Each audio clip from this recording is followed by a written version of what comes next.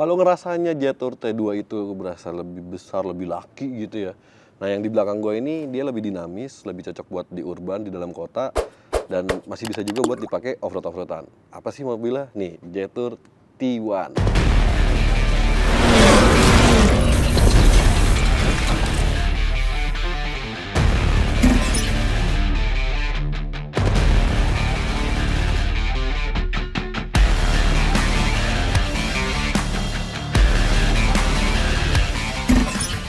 Nah bisa dilihat langsung tampangnya dia gagah banget ya, masih nunjukin gagahnya.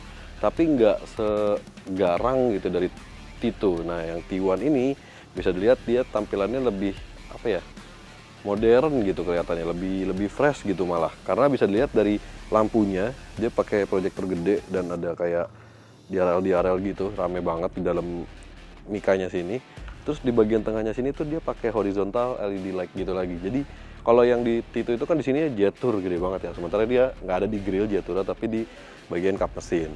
Bawahnya juga ada bumper yang gede banget dan dikasih fog lamp di kanan kiri. Kita lihat sampingnya ya.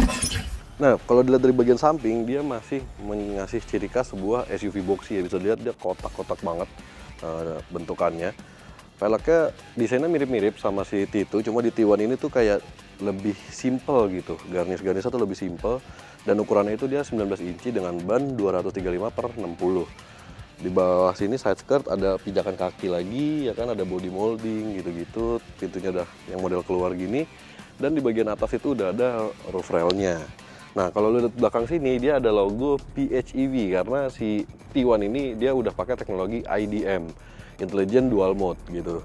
Nah karena dia PHEV di bagian kanan sini udah bisa buat ngecas, ada colokannya, bisa diisi charging, dan sebelah kiri itu buat ngisi bensin. Nah kalau di bagian belakangnya dia kelihatannya lebih berotot ya, karena dari atap sini ada spoiler ya kan, ada lampu remnya juga di bagian spoiler, terus kacanya agak tegak, ada wiper, terus begitu ke bodi dia agak nekuk. Di sini ada tulisan Jetour ya kan, gede banget. Terus buat plat nomornya dia agak ke dalam, ada tekukan lagi, lalu keluar lagi bodinya. Jadi kayak apa ya, nggak rata gitu lah.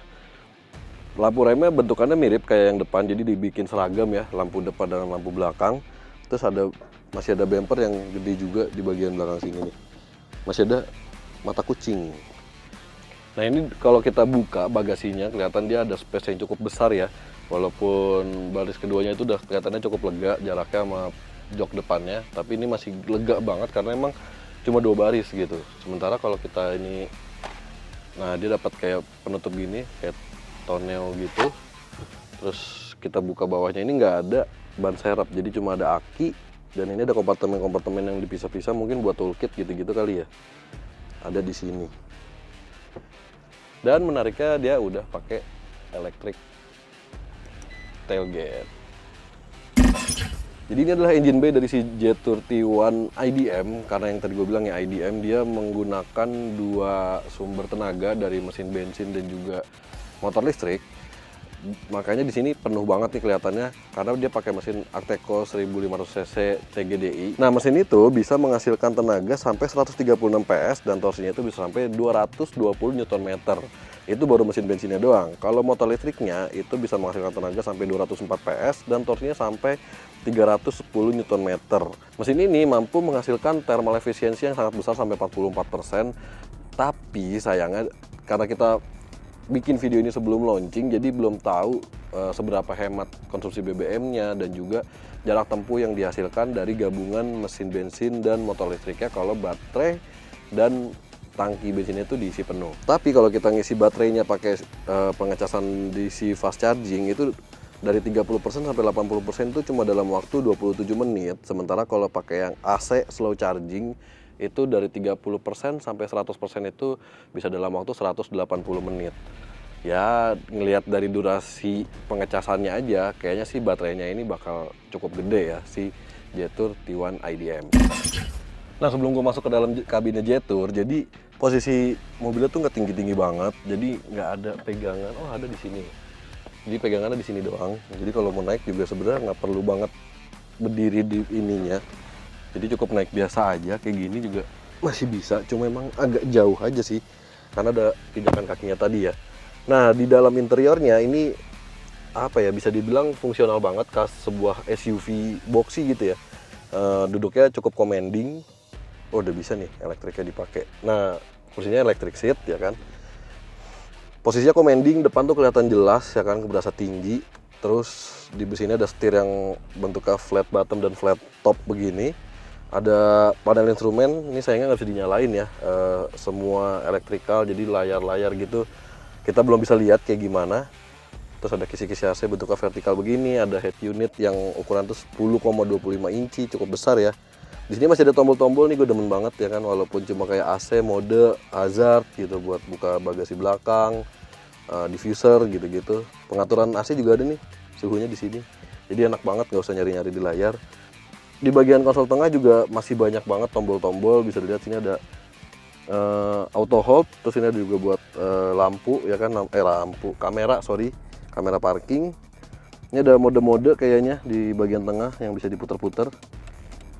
Sementara buat tuas transmisinya ada di depannya, dan ini cukup normal sih, DNP gitu-gitu, cuma pengennya dipencet. Oh iya. Nah, di depannya ini ada tempat buat naruh handphone gitu ya, dan udah ada wireless chargingnya.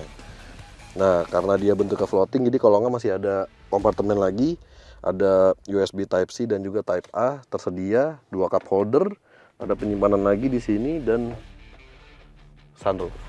Nah, kalau lihat di video ini interiornya itu kombinasi ya antara hitam dan juga ini ada biru-birunya begini. Itu belum versi final, karena ntar versi Indonesianya itu katanya bakal full black dengan stitchingnya itu warna oranye. Jadi sedikit berbeda ya ini antara yang gue lihat sekarang, walaupun ini udah setir kanan, tapi yang versi bakal diluncurin di Indonesia ntar interiornya beda lagi. Nah, itu dia ya sekilas kencan pertama kita sama si Jetour T1 IDM ini. Secara keseluruhan sih mobilnya kelihatannya garang banget, oke banget, dan emang nggak segarang yang T2, cuma ini lebih moderat lah buat dipakai di dalam kota apa segala macam, itu nggak terlalu intimidatif gitu ya, nggak terlalu off-road banget, tapi masih bisa dipakai buat off-road.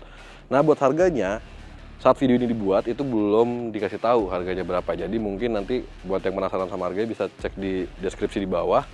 Dan kalau lu penasaran atau lu pengen kasih komentar soal mobil ini, lu bisa langsung kasih pendapat lu di kolom komentar di bawah. Dan jangan lupa juga buat like dan subscribe channel Brem by Yuzun Indonesia untuk mengetahui video otomotif berikutnya. See you di next video. Dadah.